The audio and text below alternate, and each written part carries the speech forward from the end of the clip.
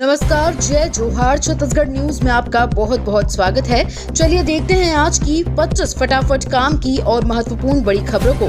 पर इससे पहले आप वीडियो को कहां से देख रही हैं, कमेंट में बताना बिल्कुल ना भूलें। छत्तीसगढ़ में शुरू होगी 2000 मेगावाट की सौर ऊर्जा परियोजना, नए युग की शुरुआत।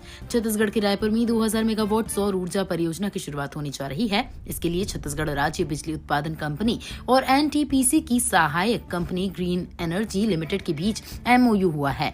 इस अनुबंध के अनुसार दोनों कंपनियां मिलकर एक संयुक्त उपक्रम कंपनी बनाएंगी। संयुक्त उपक्रम कंपनी के माध्यम से राज्य में लगभग 2 गीगावाट क्षमता की और सौर ऊर्जा परियोजनाओं के विकास काम करेंगी। धान उपार्जन केंद्रों पर माइक्रो एटीएम से किसानों को त्वरित भुगतान की सुविधा। छत्तीसगढ़ के धान उपार्जन केंद्रों में किसानों को माइक्रो एटीएम के जरिए नगद राशि तुरंत उपलब्ध कराने की सुविधा दी जा रही है। कांकेर जिले के दुर्गु कोंदल ब्लॉक के कोदापाखा केंद्र में धान बेचने के बाद किसानों को वहीं पर नगद भुगतान किया जा रहा है। इस पहल से किसानों को अब 10 से 12 किलोमीटर दूर ब्लॉक मुख्यालय जाने की जरूरत नहीं पड़ रही है। ग्राम बंगाचार की किसान मिलाप राम पटेल ने माइक्रो एटीएम के जरिए 1000 रुपए निकाले। छत्तीसगढ़ को केंद्र से 147.66 करोड़ की सौगात बनेगी फिल्म सिटी और सांस्कृतिक केंद्र। मुख्यमंत्री विष्णुदेव साय के प्रयासों से छत्तीसगढ़ टूरिज्म बोर्ड को केंद्र सरकार से एक बड़ी उपलब्धि प्राप्त हुई है। केंद्र सरकार ने special assistance to states for capital investment 2024 से 25 के तहत राज्य की 2 महत्वपूर्ण पर्यटन परियोजनाओं के लिए 147.66 करोड़ रुपए की राशि स्वीकृत की है। इसके अंतर्गत 95.79 करोड़ रुपए की लागत से माना तूता रायपुर में चित्रोत्पला फिल्म सिटी का निर्माण तथा 51.87 करोड़ रुपए की लागत से माना तूता रायपुर में जनजातीय और सांस्कृतिक कन्वेंशन सेंटर का निर्माण शामिल है। छत्तीसगढ़ में किसानों को मिला उनका हक, विष्णुदेव साय सरकार कर रही है 21 प्रति क्विंटल पर धान खरीदी। छत्तीसगढ़ के मुख्यमंत्री विष्णुदेव साय ने किसानों की बेहतरी के लिए राज्य सरकार द्वारा उठाए गए कदमों की जानकारी दी। उन्होंने कहा कि मोदी जी की गारंटी के अनुसार इस वर्ष भी किसानों से प्रति एकड़ 21 क्विंटल धान के मान से धान खरीदी की जा रही है। उन्होंने किसानों से अपील की कि इस मामले में किसी प्रकार का भ्रम न फैलाने पाए और चेतावनी दी कि भ्रम फैलाने वालों के खिलाफ सख्त कार्रवाई की जाएगी। आयुष्मान वय वंदना कार्ड बनने का हुआ शुभारंभ, जल्द कराएं पंजीयन।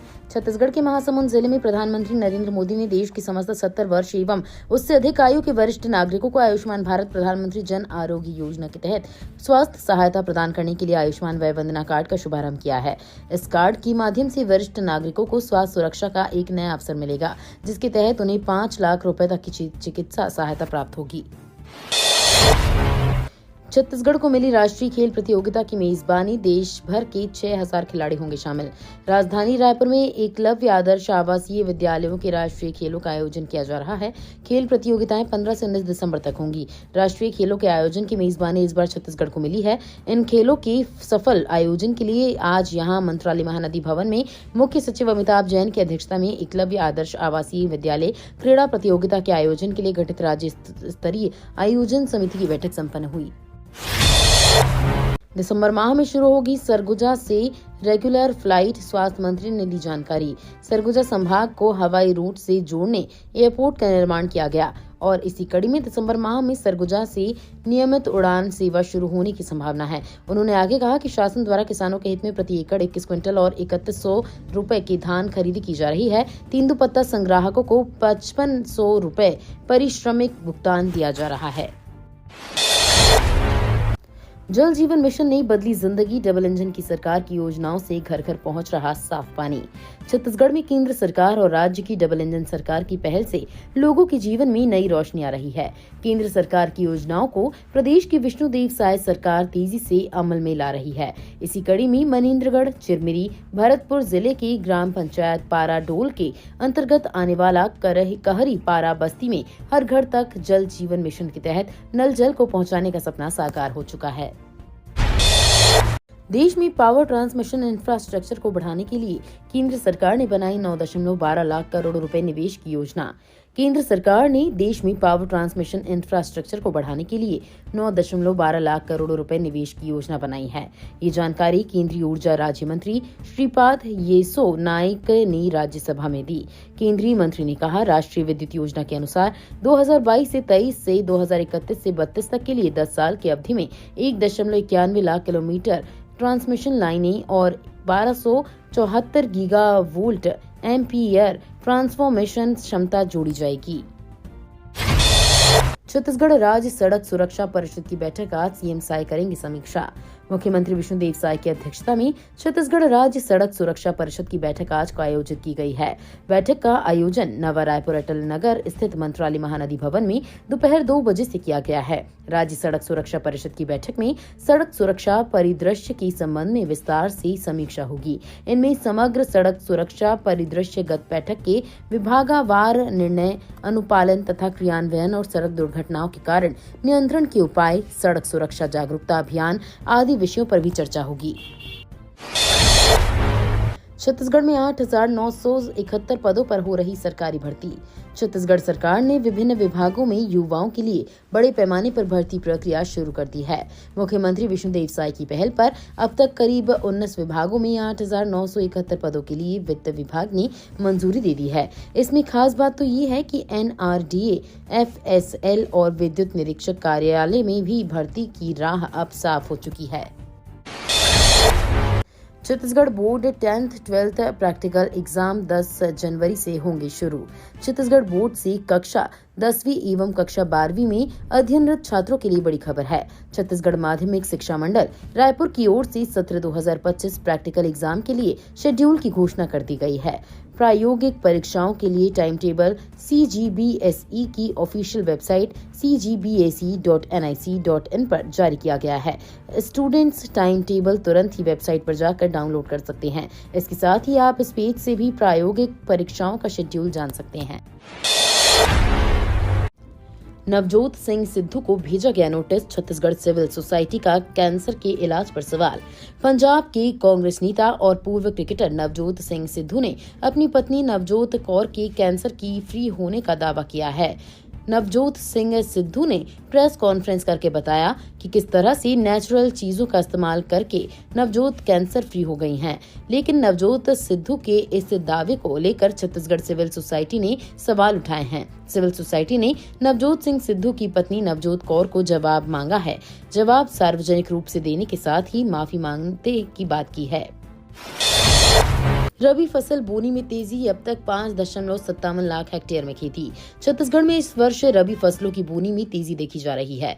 अब तक 5.57 लाख हेक्टेयर क्षेत्र में गेहूं, चना, मटर, मक्का और अलसी सहित विभिन्न फसलों की बुआई हो चुकी है।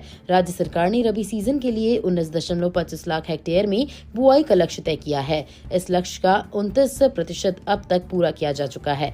कृषि विभाग के अनुसार रबी सीजन 2024 से 25 के लिए 2.89 लाख क्विंटल प्रमाणित बीज वितरण का लक्ष्य रखा गया है। बाल विवाह मुक्त छत्तीसगढ़ बनाने अभियान शुरू। भारत सरकार केंद्रीय महिला एवं बाल विकास मंत्री अन्नपूर्णा देवी द्वारा विज्ञान भवन दिल्ली से बाल विवाह मुक्त भारत अभियान कार्यक्रम का शुभारंभ किया गया। बाल विवाह मुक्त भारत अभियान के तहत छत्तीसगढ़ के दुर्ग जिले में बाल विवाह रोकथाम और जागरूकता फैलाने के उद्देश्य से कई कार्यक्रमों का आयोजन किया गया। इन आयोजनों में समाज के हर वर्ग को शामिल कर बाल विवाह जैसी कुप्रथा के खिलाफ सशक्त कदम उठाने का संदेश दिया गया। छत्तीसगढ़ ग्रामीण पेयजल नीति, गांव में समितियां करेंगी जलापूर्ति। विष्णुदेव साय सरकार ने ग्रामीण पेयजल संचालन एवं संधारण नियम 2024 जारी कर दिया है।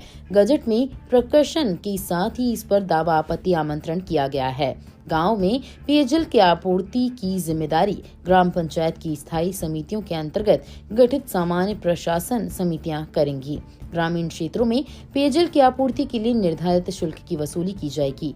शुल्क नहीं देने वालों का नल कनेक्शन काटा जा सकता है। अब 5% अंक पाने वालों को मिलेगा नर्सिंग में प्रवेश। छत्तीसगढ़ में नर्सिंग कॉलेजों में प्रवेश के लिए इंतजार कर रहे अभ्यर्थियों के लिए अच्छी खबर है। अब बीएससी नर्सिंग की खाली सीटों पर 5% अंकों पर प्रवेश दिया जाएगा। बड़ी संख्या में नर्सिंग की रिक्त सीटों को देखते हुए चिकित्सा शिक्षा विभाग ने छात्र हित में ये फैसला लिया है। नर्सिंग कॉलेजों में प्रवेश की प्रक्रिया लगातार चल रही है। अब तक 3 चरण में प्रवेश प्रक्रिया हो चुकी है। इसके बावजूद 65% सीटें अब तक खाली हैं। म्यांमार के छात्र आईआईटी भिलाई से अब पूरी करेंगे अपनी पीएचडी। आईआईटी भिलाई की पहचान अब देश के साथ साथ विदेश में भी बनना शुरू हो गई है। दक्षिण एशिया के देश म्यांमार के 2 छात्रों ने आईआईटी भिलाई के पीएचडी प्रोग्राम में एडमिशन लिया है। ये दोनों छात्र फिजिक्स में पीएचडी की पढ़ाई पूरी करेंगे। इन इंटरनेशनल स्टूडेंट्स ने नामी निजी यूनिवर्सिटी और नजदीकी देशों के कॉलेजों को छोड़कर विशेष तौर पर आईआईटी भिलाई के पीएचडी प्रोग्राम को चुना। बांग्लादेश में हिंदुओं पर हमले पर ममता ने जताई चिंता, कहा मोदी के साथ हैं। बांग्लादेश में हिंदुओं के खिलाफ हिंसा और चिन्मय दास की गिरफ्तारी पर पश्चिम बंगाल की सीएम ममता बनर्जी ने चिंता जताई है। उन्होंने कहा कि इस पर केंद्र सरकार को कदम उठाना चाहिए। विधानसभा में ममता ने कहा कि ये दूसरे देश का मामला है, इसलिए मैं इस पर टिप्पणी नहीं करना चाहती, क्योंकि ये हमारे अधिकार क्षेत्र के बाहर मामला है। इस मुद्दे को केंद्र सरकार को सुलझाना है और सरकार केंद्र के निर्णय का पालन करेगी। रायगढ़ में 4 से 12 दिसंबर तक अग्निवीर सेना भर्ती। छत्तीसगढ़ के रायगढ़ में 4 दिसंबर से 12 दिसंबर तक अग्निवीर सेना भर्ती का आयोजन किया जाना है।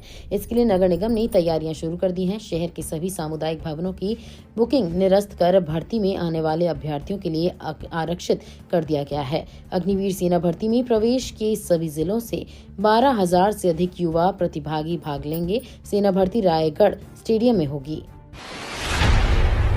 छत्तीसगढ़ के जिले में आया 61 हाथियों का दल, डर के साए में ग्रामीण। कोरिया वन मंडल में विचरण करने वाले 2 दल में हाथियों की संख्या 61 पहुंच गई है। एक दल खड़गवा रेंज और दूसरा दल बैकुंठपुर के जंगल में विचरण कर रहा है। वन विभाग के मुताबिक कटघोरा वन मंडल के जंगल से 3 दिन पहले 35 हाथियों का एक दल आया था। अब उसी दल में हाथियों की संख्या 50 पहुंच गई है, जो खड़गवा रेंज के सर्किल सकड़ा देवाडांड में डेरा जमाया हुआ है। छत्तीसगढ़ में बढ़े डिजिटल अरेस्ट के केस, रायपुर पुलिस दे रही बचने के टिप्स। क्राइम ब्रांच और साइबर सेल रायपुर की टीम साइबर ठगी से बचने के लिए लोगों को उपाय बता रही है। बीते कुछ महीनों में साइबर सेल की टीम ने डिजिटल अरेस्ट की कुछ घटनाओं को दर्ज किया है। पुलिस का कहना है कि अगर हम थोड़ी बहुत सावधानी बरतते हैं तो हम ठगी से बच सकते हैं। रायपुर पुलिस का कहना है कि डिजिटल अरेस्ट जैसी घटनाओं से बचने के लिए हमें सतर्क रहने की जरूरत है। हर फोन कॉल करने वाले की पूरी तस्दीक करें। ठंड के साथ डेंगू का कहर जारी, 20 मरीज की हुई पुष्टि। जिले में हड्डी कंपकपा देने वाली ठंड के साथ इन दिनों डेंगू का कहर भी बरप रहा है। स्वास्थ्य विभाग के आंकड़ों के अनुसार जिले में अब तक 20 पीड़ित मरीजों की जांच में पुष्टि हुई है। शहर में डेंगू से 3 लोगों की मौत हो चुकी है, लेकिन स्वास्थ्य विभाग ने अब तक इसकी पुष्टि नहीं की है। विभाग का कहना है कि मौत के लिए निर्धारित प्रक्रिया के बाद ही इसकी पुष्टि की जाती है। मोदी को धमकी मामला, 34 साल की महिला हिरासत में। पीएम मोदी को जान से मारने की धमकी दी गई। मुंबई पुलिस की कंट्रोल रूम में धमकी भरा फोन आया था। मामले में पुलिस ने एक 34 साल की महिला को हिरासत में लिया। पूछताछ में पता चला कि महिला मानसिक रूप से अस्थिर है। उसने शरारत में फोन किया था। महिला का कोई क्रिमिनल रिकॉर्ड भी नहीं है। मामले की जाँच जारी है। दिसंबर में 17 दिन बंद रहेंगे बैंक। दिसंबर में 17 दिन बैंक बंद रहेंगे। देश में कई वजहों से अलग अलग जगहों पर 10 दिन बैंक नहीं खुलेंगे। इसके अलावा 5 रविवार और 2 शनिवार को भी बैंक बंद रहेंगे। महीने की शुरुआत रविवार से हो रही है। वहीं 25 दिसंबर को क्रिसमस पर ज्यादातर बैंक बंद रहेंगे। दिसंबर में शेयर बाजार में भी 10 दिन कारोबार नहीं होगा। 9 दिन शनिवार और रविवार है। इसके अलावा 25 दिसंबर को शेयर बाजार भी बंद रहेगा। ये तो थी आज की बड़ी खबरें। अगर आपको न्यूज पसंद आई हो तो वीडियो को लाइक और शेयर करना बिल्कुल ना भूलें। धन्यवाद।